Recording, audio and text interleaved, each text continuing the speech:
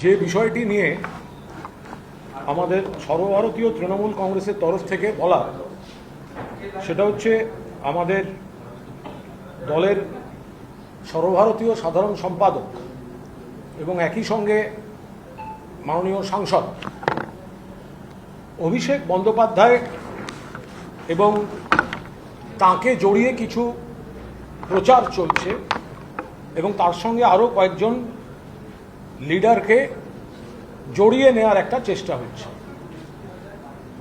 এবার যেহেতু মূল বিষয়টি তার সঙ্গে নিশ্চয়ই পার্টির সম্পর্ক নেই, এটা সম্পূর্ণভাবে একটি ব্যক্তিগত বিষয়, কিন্তু তিনি যেহেতু আমাদের দলের সর্বভারতীয় সাধারণ সম্পাদক এবং দলের ভাবমূর্তিকে নষ্ট করার জন্য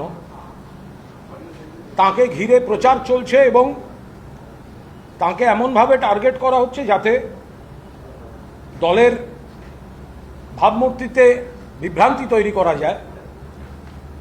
সেই জন্য আমাদের সর্বভারতীয় তৃণমূল কংগ্রেসের তরফ থেকে পরিষ্কারভাবে আমরা বলে দিচ্ছি আমাদের দলের অবস্থান।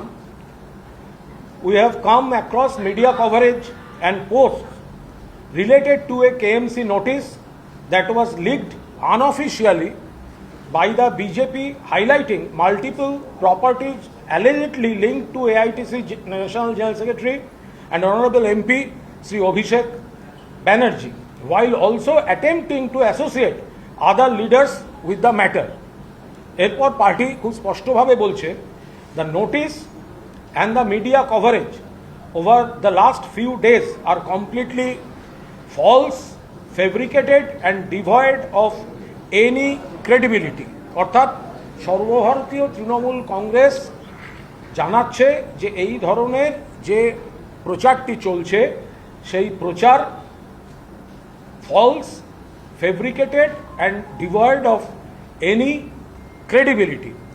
আমাদের অনুরোধ সাংবাদিক বন্ধুদের কাছে যে আপনারা দয়া করে যে বিষয়গুলি নিয়ে এই রটনাটা রটিয়ে দেওয়া হচ্ছে, যদি আপনারা সেই ঠিকানাগুলি ধরে চেক করে নেন, মনে হয় সেক্ষেত্রে সত্যটি উঠে আসবে। সর্বভারতীয় তৃণমূল কংগ্রেস তারা মনে করছে যে এই পরিস্থিতিতে ভাবমূর্তি বিভ্রান্তিকর পরিস্থিতিতে ফেলার জন্য দল এবং দলের কিছু নেতাকে কালিমা লিপ্ত করার জন্য সর্বভারতীয় সাধারণ সম্পাদক সম্পর্কে এবং আরও কয়েকজনকে জড়িয়ে এই ধরনের একটা প্রচার চলছে। দল যেটাকে ভিত্তিহীন, false, fabricated and devoid of any credibility বলে চিহ্নিত করছে। এবং অভিষেক বন্দ্যোপাধ্যায় তার বক্তব্য যে তিনি এই ধরনের অপপ্রচারের কাছে কোনো অবস্থায় মাথা নত করবেন না। কার বাড়িতে কি নোটিশ যাচ্ছে আমি পার্টির অবস্থানটা জানালাম, বাড়ি কার নোটিশ গেছে কিনা এটা আমার পক্ষে বলা সম্ভব নয়।